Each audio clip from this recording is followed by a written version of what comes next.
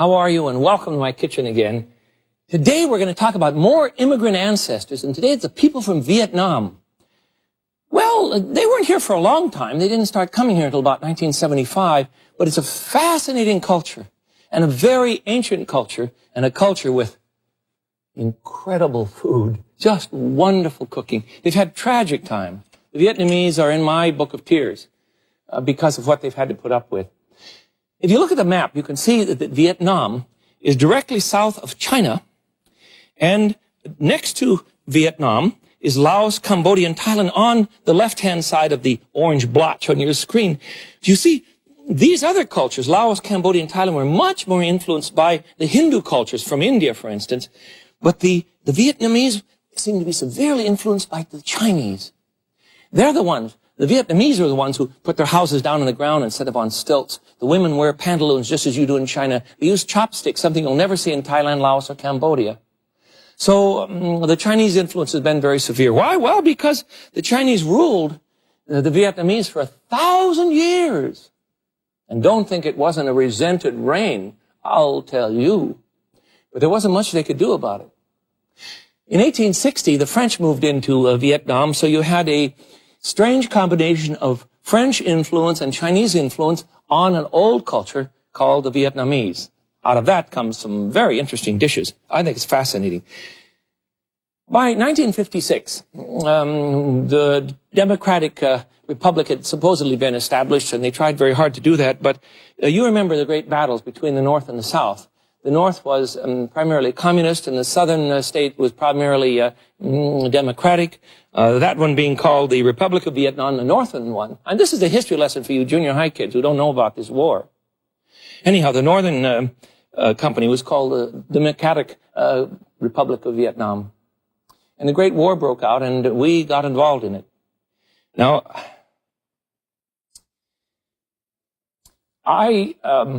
many of us question the political wisdom of our involvement in that war between the North and the South. But none of us in America can question the commitment of our boys who went there to fight. We lost a lot of fellows, gorgeous fellows all. When everything collapsed in 1975, many Vietnamese fled the regime and came to this country. Thousands of them fled, and many came here by 1989, just this year, we have 450,000 Vietnamese living in this country. Now, not all of them came comfortably.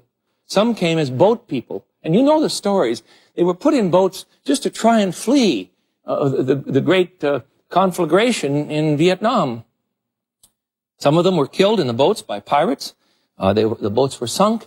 Some of them simply died on the way, but some of them made it here. So now we have very interesting Vietnamese communities, very family-oriented, too. And they eat wonderful food.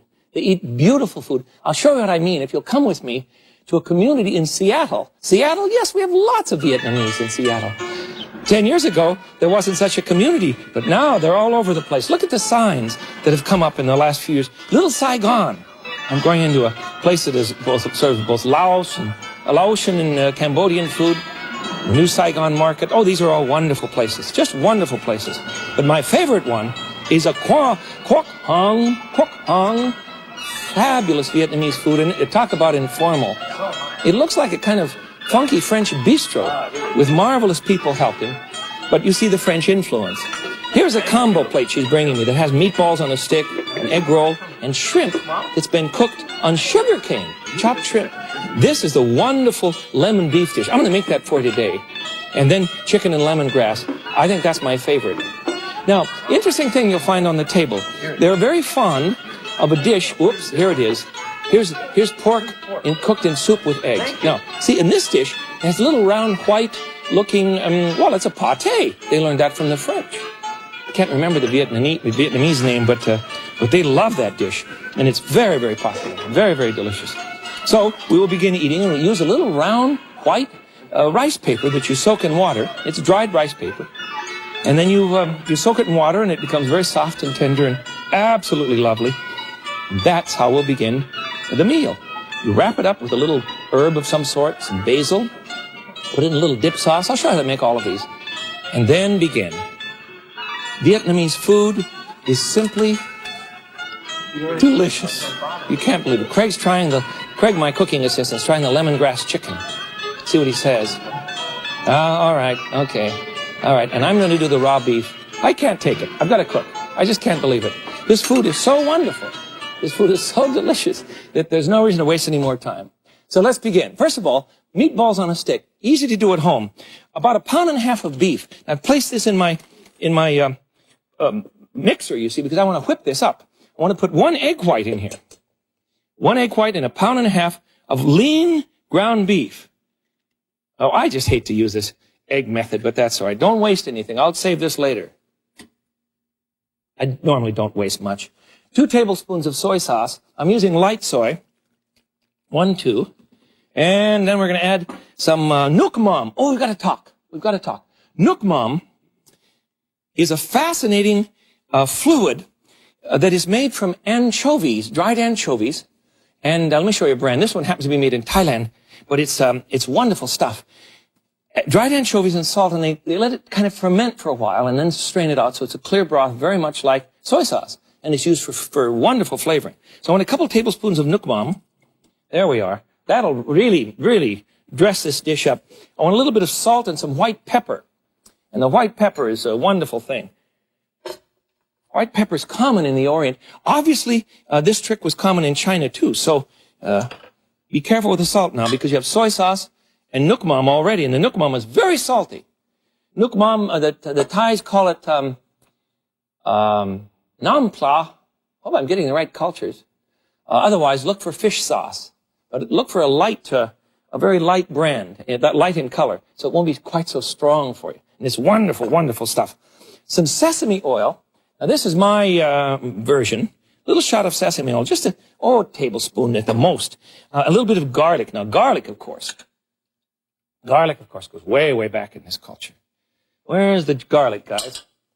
And we know where the garlic is? Okay, thank you. Craig's sitting here pointing at me. You know that old game.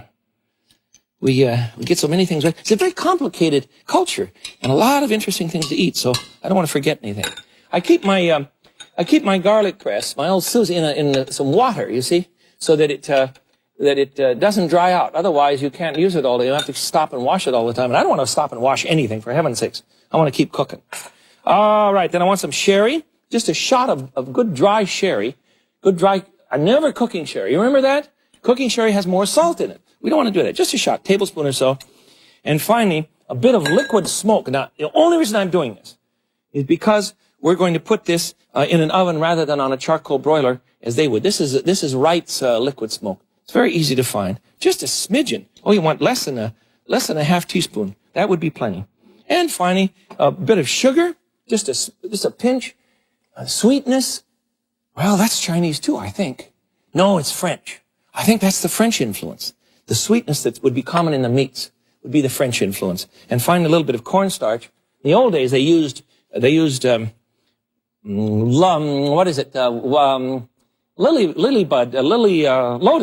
root. That's what I want to say. Lotus root starch. Why am I putting this in? Just about 2 tablespoons. Why am I putting this in a mixer? Because I want the meat to break down so that it becomes something very smooth. And this will give us if you have a good mix master, this is not a mix master, of course it's a good KitchenAid. This is my baby. Turn it on, slow at first, and then just whip the blazes out of this stuff. There you are. And it'll break down the meat fibers and blend the fat with the oils that I've put in. The sesame oil, that sort of thing. That's long enough, I think. It's a very simple recipe, really. But oh, is it good. Just terrific. Now, when you cook this what you do. It's kind of fun to play with. Craig, do you want to get rid of that machine for me? We'll have some room to operate here, and I'll get a plate, and we can really go at it. You mold little bitty meatballs, about so big, you see? They're just tiny little things. And then you put them on a skewer. And you put about 6 of these on a skewer. Now, you have to sit them in your hand and put the meatballs on thusly. Otherwise, they're going to fall off because the meat is very tender. You see, just leave them in your hand. See what I'm doing? Pile them up, maybe 6 on a stick, and then broil them.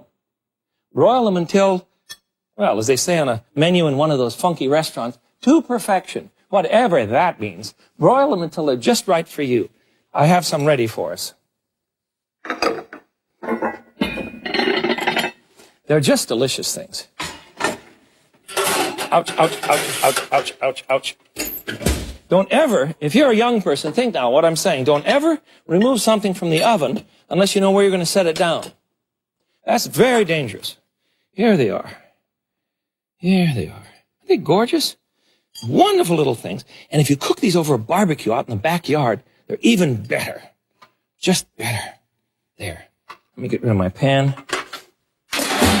All right, one dish down, and we're just getting started on Vietnamese cuisine. Immigrants who belong to us now are an incredibly important part of the American culture. And 15 years ago, most of us didn't even know who they were. Isn't that strange? That's what occurs in a culture that is open to immigrant population. We're always learning something new. I think that's just exciting. All right, the next one. This is a quickie. I'm going to show you the rice noodles. Now, there are two basic sizes that we're going to use today. This is the little one that you would have on a normal dinner plate. You see? They're not so big. But look at this great big one. Let me show you how to prepare these. This will take a minute to soak, so I want to get one out here. Oh, that one's broken. The top ones sometimes are in bad shape on these. You have to be careful. Let me find one that looks fairly decent. There we go. Let's pull them out of the rack here, and we're going to spray it with water. There, can you see that? Yes. Well, barely on the towel. But we're going to spray it with water, and you know what I use? You can just rinse these off, but I'm going to spray it with a clothes sprayer. There. One side, then turn it over. Just water. Turn it over and spray it on the other side, and then let it sit on the towel for a minute. And in just a moment, it'll be perfect. Now, in the meantime, I'm going to turn up a dish. I have a dish here that's partially cooking that will kill you. It is so good. Lemon chicken. This dish, I think, is a classic from the Vietnamese cuisine. Lemongrass is very interesting stuff. These are typical vegetables and herbs and spices from Vietnam, but this lemongrass looks like a green onion, doesn't it? But it's not. Lemongrass has a sharp, lemony flavor, and you peel off the outside coating and then chop this up and put it in the food along with some red peppers and a little lime juice, and you're eating Vietnamese. No, don't kid yourself. In the old country, of course, they couldn't eat that well. But here, all of the old recipes were brought along, and we provide well. So now you have some very wonderful things in America. Wonderful. All right, here we go. Next one is a cold shrimp roll that we're going to make of this big sauce. See how soft it is now? I've got to hurry. I have some cooked shrimp. You can hardly see that. I shouldn't have put it on a white towel. Well, the things we learn every day. A little bit of cooked shrimp. Cook that in garlic and some wonderful garlic and a little bit of ginger. And oil, of course. Now, let's try some mint leaf. You'd put this in. This is typical of the kind of dish, and you'd buy one of these all ready for you. And maybe some basil. A little basil or two. I think that's enough. And I'm going to splash that. Oh, you might want to put a little lettuce in. Let's do that, too. The lettuce is a nice strip. You see what I've done? Tear that off to leave the core. And just lay that right in the center. Now, we'll splash that with a bit of dip sauce that I'll tell you about later. I'll make that for you in a minute. And roll this up, and it becomes a major dish for the table. It's just lovely stuff. You have to be very careful with it because it's very fragile and very beautiful. Now, I'll put this on a plate, and at last you'll be able to see it. This is bizarre. No little Chinese plates. We'll try one of these. There. Here you are. Here's just one. Let me put that other bit of lettuce on it just for kicks. Did you notice I'm not using parsley for garnish today? Somebody wrote me a letter and said, "Good Lord, Smith, can't you find anything else other than parsley for garnish?" This is great now. It's out. Look at the plate that it's sitting next to. This plate was made in China. Why does it have a French pattern on it? Good question. Well, it was obviously made for export to this country, but of course this sort of thing becomes very popular in Vietnam because of the French influence. I've already told you that. You understand what I'm saying? French and Chinese influence in Vietnam has been very severe and very wonderful. Very wonderful as far as I'm concerned. Of course, I'm an eater. I'm not a politician. Let me show you how to make the dip sauce. This is very, very simple. I'm just going to use a measuring cup. For a dip sauce, I want about, I won't have enough room. I'm going to get a big one. Here we go. I want about a cup of water because Nook Mom, this fermented anchovy and salt mess that I told you about is very, very strong. So I'm going to measure this carefully. I want about a half a cup of Nook Mom. You so rarely see me measure anything, you must wonder what's going on today. There's half a cup of Nook Mom. Fine. And then I want a couple tablespoons of white vinegar. A regular white vinegar will be fine. You can use rice wine if you like. A couple tablespoons. There we go. Oh, let me check my chicken. See what's happening here. Wow. It's doing beautifully. It'll be ready in just a minute. This is just terrible. This is one that I really want you to taste, and it's not going to happen. Not today. You're going to have to run and get some lemongrass. No, there's no substitute. Don't even consider using lemon peel or something like that. Lemongrass has a different flavor. You'll find it in most Oriental markets. Now, because there's so many Vietnamese in our culture, remember I said almost 500,000. They're all over the country. So you'll find a market that'll have lemongrass for you. Cambodians enjoy it, the Thai enjoy it, and the Vietnamese enjoy it. Our immigrant ancestors. All right. Back to this one. I have some Nook Mom, the vinegar. I'm going to put in a couple of teaspoons of sugar. A couple of teaspoons just to sweeten it up a bit. And some carrots and daikon. Let me show you how to do the daikon. This is fun. Here's the carrot and the daikon. See how they've been shredded? What's a daikon? I'm going to put in a couple of tablespoons of each. I'll tell you what a daikon is. It's a big radish from the Orient. Very common you can find them in any Chinatown. And I'm going to run mine through a mandolin, you see? So that they come out into long, skinny strings. Isn't that gorgeous stuff? Easy to use one of these. I couldn't cook without mine. Now, again, this is a French gadget, originally. So, a little more French influence there. Okay, how are we doing now? I need some garlic. And just, a clove. We don't want it too strong. And then, not necessarily common for the Vietnamese to put a lot of garlic in their dip sauce, but I just love it this way. Okay. Now, what is this dip sauce for? Well, I'll show you in a minute. I'm glad you asked. And a little bit of lime juice. Don't you dare buy something that comes in some other form other than a fresh lime. That's not fair. We want it this way. Little lime, the juice of half a lime. And if you like it hot, if you like this sauce hot, then go ahead and add some chili oil.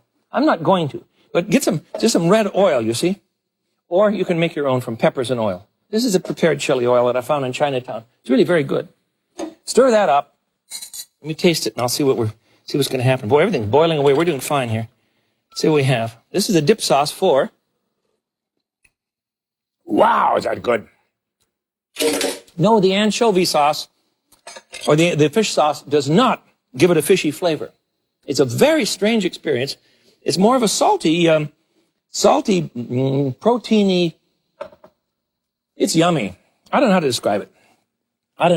Anyhow, we'll put some out. And I'll show you what to use this for. As a dip sauce, you see? There it is. Now, what do we dip in it? Well, we're going to dip in it some wonderful spring roll. These are not made of an egg roll skin, but rather of a wheat skin. Wonderful from Vietnam. I filled them with a bit of shrimp. See the shrimp in here? Little shrimp and some saifoon noodles, a little pork, and then some vegetables, a little carrot, and to cook all of that for just a moment, and then roll them up and deep fry them in a wheat noodle, not in the rice skin. That won't work for you. All right, what's next? Isn't this fun? If you can find a Vietnamese restaurant in your neighborhood, you'll be a very happy person. Let's finish off the chicken and lemongrass. I have chicken cooking with lemongrass, green onion, salt, and pepper. And then I've chowed it with a little bit of oil and some red chilies, a little bit of sugar, and some black pepper. So I'm done. Now I need to finish it off with a half a cup. Oh, calm down in there. You're all right. Half a cup of peanuts. Isn't that great?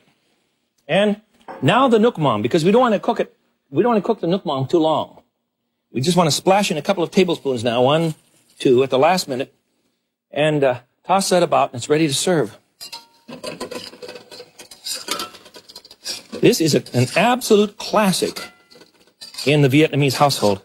This is funny. The minute that the nuoc mam, the fish sauce, hit the wok, the flavor completely changed. Just, how do I describe that to you? Oh, stop wincing like that. It is not at all what you think. It's not at all like anchovy paste. Please don't confuse it. It's wonderful stuff. I've only gotten onto this in the last couple of years, and now I can't. I have 6 different brands in the kitchen, but the brand that I showed you from Thailand, I think is just one of the best. There we go. There. See, I've just whacked the chicken up into small serving pieces so that it will be easy to handle. Remember, now the Vietnamese eat with chopsticks, not with forks as the Thai would do. So let me get that out. I'm going to garnish that. Come here, get off the edge there. Terrible. Try and make the plate look at least fairly presentable. I'm going to garnish that with some Chinese coriander, Chinese parsley, or chopped coriander. That's common in Vietnam as well. Somebody just yelled, "Oh, there he goes with his parsley." No, this is Chinese parsley. You cool off, for goodness sakes. All right. Now, here's one. Here's one that you won't believe.